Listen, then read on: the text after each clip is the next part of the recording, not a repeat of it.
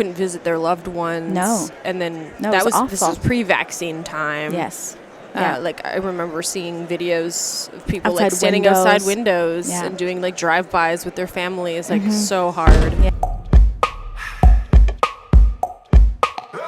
Welcome back to part 2 with Tina Maviryannakis, recording live at the Philips booth. Tell me how Philips is helping dental professionals expand their knowledge, their confidence in providing treatment, because I know that you do a lot, and Philips isn't only or solely thinking about, toothbrushes and removing biofilm. Like, you're thinking about developing people to become excellent clinicians through their entire career, starting from in schools. Like, you do a lot of school programs. We do. You do a lot of post-grad programs. You fund research. Like, there's a lot that you do. How can someone learn about some of those methods that you're helping develop clinicians on the CE side? Like, what's coming up, and how can they learn more about what you're doing to help us? At this point in time, we work with Viva Learning. Okay. And so we are offering a few webinars coming up in April and May. We work with Viva Learning to host the webinars, and then we ask different people to provide them. So the webinars in April, May, it's a 2-part series. Yeah. It's questions you hate, answers you'll love, a guide for dealing with difficult patients. Okay. And Dr. Mark We all Hyman, need that. who is a key opinion leader out of Greensboro, North Carolina, will be providing that course. Awesome. We also have a variety of on-demand courses available on Viva Learning. It's www.philipsohclearning.com. I'll link it below. Yeah, absolutely. Yep. And we have different topics. We have implant maintenance. We have whitening. We have the Mid-Atlantic Panda, so that's preventing abuse and neglect, and being able to recognize that with your dental patients. Which is required for many states. Exactly, right? yes. Mid-Atlantic deals with Maryland, and it's Cheryl Sim out of Maryland who provides that course. And so we have a lot of different topics on a lot of different subjects, working with patients in the LGBTQ plus community, and just things like that. So it's not always product oriented. That's great. It's education for helping dental professionals work with their patients and have a better knowledge. At ODA in Toronto, in part 1, we talked about your journey to dental hygiene, your journey out of Iran, into the UK, out of the UK, meeting your husband, having him make fun of your funny accent. Yes. And restorative dental hygiene. That was like a big focus. Yeah. I want us to go back to where we ended our first episode together. Okay.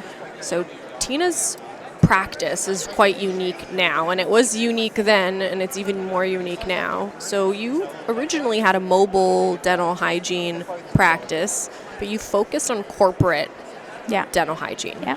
So you would basically grab your stuff, grab your team of peeps, and you would show up to a law firm, set up in their boardroom, and have just a revolving door of their lawyers and admin people getting their teeth cleaned throughout the day. Yes. Which is amazing because it they don't have to go anywhere. They're just gonna send this one last email, get my teeth clean, and be back in an hour. Yeah. But then COVID happened. Yeah. And you had some pretty kick-ass contracts at that point. You've been working on it for years. Yes. You were in Google. You were like some of the big companies. Yeah. And then COVID kicked you in the butt. Yes, it did. And that was where we ended it. We ended it with you not really knowing what the future was. Yeah. So how do you feel about? Yeah. So let's start with how. Why? Why did you choose to stop doing restorative as much as you were? Right. And what made you want to pursue mobile dental hygiene? Okay. So I stopped doing restorative because I wanted to stop. I haven't actually stopped doing restorative. Right, you still do restorative. In that full-time position. Scale down. Yeah, I had to scale down because I wanted to stop traveling.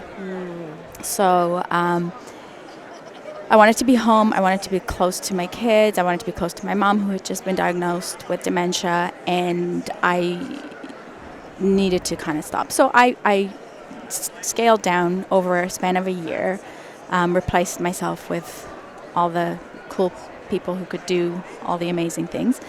And I made this announcement that I'm actually retiring. No I'm way. actually not doing any dentistry. I'm done. You said you were going to retire? Yep. And I put a 12-month clock on it. Yeah, right. And worked my way out of everything. So got on that last flight from What year was Calgary. This was December 2017. Okay. So got on that last flight from Calgary to Toronto, and it was quite emotional. It was kind of like, okay, I've packed up all my stuff. I'm home, and this is it. So that retirement lasted maybe 5 minutes, exactly, before I was like, what do I do with myself? I can't. So I started to go into, our Toronto offices and doing some hygiene. Whenever someone needed, a shift covered and that sort of thing. But it was still, not full time, and it wasn't really scratching the itch. Right.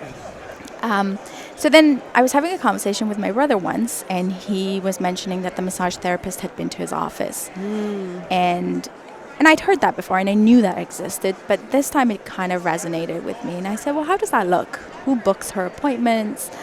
Do you guys know she's coming? Does she come regularly? And he's thinking, okay, why is she asking me all these questions? But in the back of my mind, I was market thinking, research. I was. We're like, get the notebook out. So tell me So more. what would How you- much does she charge you? Is there a travel fee? Can she bill directly? You were just Exactly. like making, okay, all You've right. got The it. retirement that turned into a side hustle. Exactly. Yeah. So then I thought, okay, I'm going to look at equipment. What does this look like logistically? How do I bring dentistry to people's workplaces? Yeah. So very quickly, I put together a small mobile unit and started small. Yeah. So started with, friends companies who had maybe 10 employees and said, we're just going to come For a day. for the day. Tested it out like that, and then word of mouth, and then, talking to whoever knew someone in HR and wherever. And a lot of tech companies have a lot of health offerings for their staff. And it's expensive, and they're underutilized. So they're like Absolutely. blowing all this money. Absolutely. And it's Yeah. about convenience and access to care and And a perk, right? Like everyone wants to huge work perk. for companies that have perks. Exactly. Yeah. So it took off, and we were doing what I call fun dentistry, lots of cleaning, whitening, tons of whitening. We played fun music. We had aromatherapy. It was a fun activity for the employees and whoever else. So it started slow. Things were picking up quite nicely. So by January of 2020, we were solidly booked every day of the week for the next year. Wow. So I went to a mobile and teledentistry conference and spoke to the folks who do this all the time, and decided that I really wanted to go into elder care. There's definitely a need for it. I knew that from day one. I just didn't have the brain power to go into that kind of care setting based on my mom's diagnosis. I didn't want to be around folks who were in later stages of dementia because it was showing me the future, and I didn't want to see it. Do you think that it was, like, a lot about it now? Yes. Do you think that it was a gap in knowledge that you were not prepared or didn't want to Or deal with it in denial? almost too much knowledge. Yeah. So I knew what I would see, and I didn't want to see it. It was almost some denial, some too much knowledge. And then at some point I decided, you know what, Tina, suck it up. Those are the people who actually need this more than anybody. So we were all sat conversations with retirement homes and long-term care facilities, and we're about to start in March of 2020. Yeah. And then all hell broke loose. Yeah. So long-term care facilities and retirement homes locked us out, and workplaces stopped being workplaces. Right. So we went from, fully functioning to zero. Yeah. Zero production, zero work. And in May of 2020, when dental offices went back to work, we weren't going back to work because there was no work for us to go to. And the elderly were really on lockdown too. They certainly They were were. like, they Yeah. were on like high alert. Like you couldn't go in. People couldn't visit their loved ones. No. And then this awful. was pre-vaccine time. Yes. Yeah. Like I remember seeing videos of people Outside like standing windows. outside windows Yeah. and doing like drive-bys with their families. Like so hard. Yeah. Yeah, it was heartbreaking. Yeah. Heartbreaking. So by August of 21, when all the elderly got vaccinated, all the healthcare professionals got vaccinated, there was a comfort where they wanted to talk again. And also there was this huge need because there was all these folks who hadn't had the chance to go to the dentist or have anyone look in their mouth. Yeah. Short-staffed, even what did PSWs. You see? What was that manifestation over that amount of time? I mean, we're still catching up. There was a lot of, dentures that hadn't been taken out in months. No way. So there's a lot of just broken down teeth and class 5. A lot of class 5s. A lot of SDF. A lot of SDF. Yeah. Yeah. And then, so that pivot, like we fully concentrated on going into the elder care communities. And to this date, we still haven't fully gone back to the workplace, which is coming because... Do you think that you'll stick with elder care, or do you think you will also continue to try and keep up with those contracts that you had before? I'd like to do both. Yeah. Yeah, so we have three sections that we deliver care to. We also go into condominiums and see families, but not individual in their units. Like party room or something. Exactly. So to me, it's about access to care. So everyone could use some more access to oral health care. So if we can provide that, why not? Yeah. So you've got arguably one of the largest contracts with most of these facilities. Getting at least there. Here. Yeah. Like dozens. Yeah. Doubles of dozens. Yes. What's doubles of dozens? Doubles of dozens. What's triples of dozens of doubles of dozens? I feel like I'm buying bagels. I'll take 2 dozen. I'll take 2 dozens. Are you hiring? What do you want? Yeah, we're growing. Yeah. We're definitely growing. What does this look like for someone that's like, I don't know what this practice model looks like at all? How would one... Can they temp with you? Can they ideally no feel it out? I mean, I know you, but it always takes that one first try, right? So we go through the vetting process, interviewing, especially discussions. with such a vulnerable population. Absolutely, and that takes a while. But once we get to the point where, okay, let's try this out, I always say, and I've done this even in brick and mortar practice, is it's so much of a people thing. Yeah. Like, we can figure out you've got the skills. I'm sure someone gave you a license because you've got the skills. But this part, I don't know, and I'm not going to get that in an interview. Maybe I'm not a great interviewer, but I don't know. You can fool me. You can be like, I'm great and I'm wonderful and whatever. But I want you to try it out one day. So I always say we do it almost like a working interview, right? So you come on board. We're there fully to support you. So there's almost like one person who can fully do what you're doing, just in case you, I don't know, can't.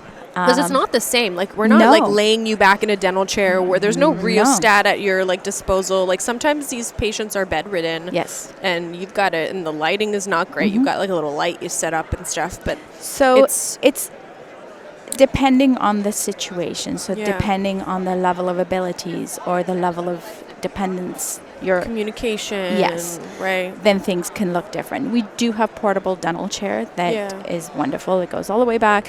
It doesn't come up because it doesn't have hydraulics. We do have a fully running unit with a rheostat, with water, with air, with all of that. And lights, we usually have them on your loops. Right. But that's the ideal. There are folks we see in the wheelchair because they can't transfer. There are folks we see in their bed because, again, they are bedridden. Exactly. So we make do. Ultimately, it's about individualizing it for that human who's in our chair at that moment. So I always say it's not anything like your brick and mortar practice, especially with the elder care. And if you don't have a passion for dealing with the elderly and providing for them and caring for them, probably not the job for you. I have a couple of questions to close us off. The tough questions. Are you cool with that? Sure. One that's dental related and related to this topic.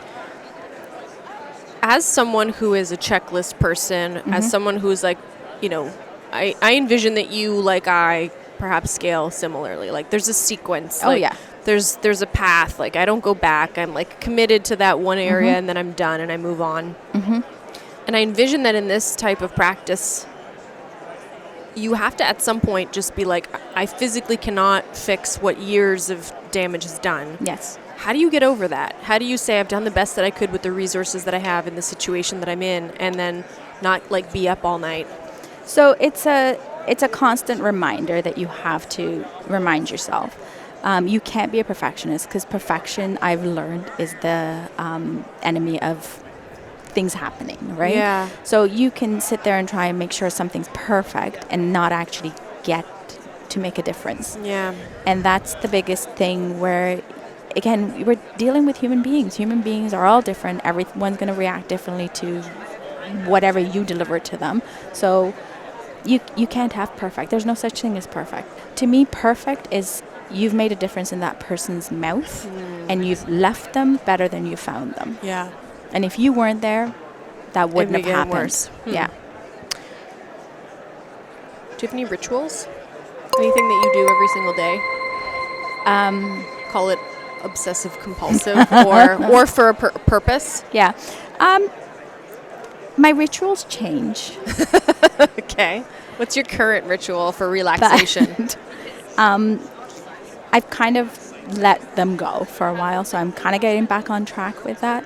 But my mornings, I'm a morning person, so I'm up quite early before anybody else is up. So my mornings are my me time. Yeah. So that definitely includes a coffee. That definitely includes some quiet time. Thinking, slow mornings, making notes, just remembering things, and I utilize emails with the delay, like scheduled emails, like crazy, because when the thought comes to my mind, that's usually in the morning at like 5 in the morning. So I don't want to be sending out emails to people at 5 in the morning, or I have. I mean, I do it. No shame. So that sort of hour or so, call it, before everyone else gets up and starts moving around the house, that's my ritual. I really strive on that. I'm a fully functioning introvert, so I need that quiet time too. Yeah.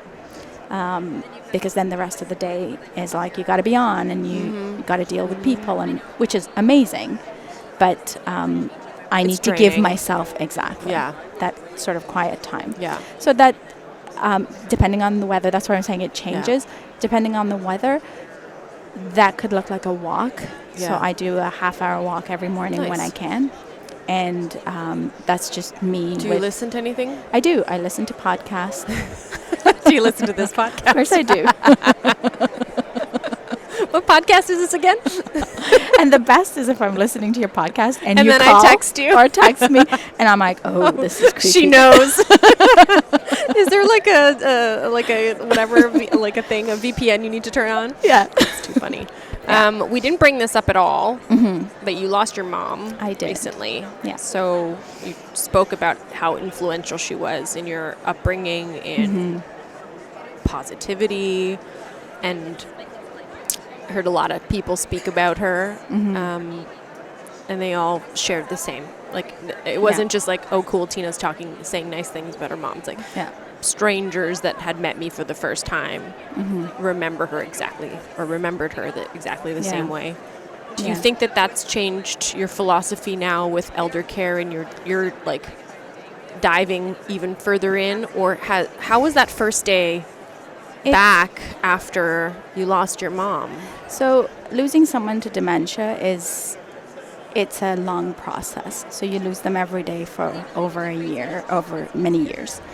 And one of the things that I learned through this journey is that people, and not out of being mean, just out of not knowing, they treat the person who has dementia as, well, they don't know any better. Whereas the loved ones of that person know that person before the dementia, and it's like, well, don't talk to her. Do you know who she is? Yeah. Right?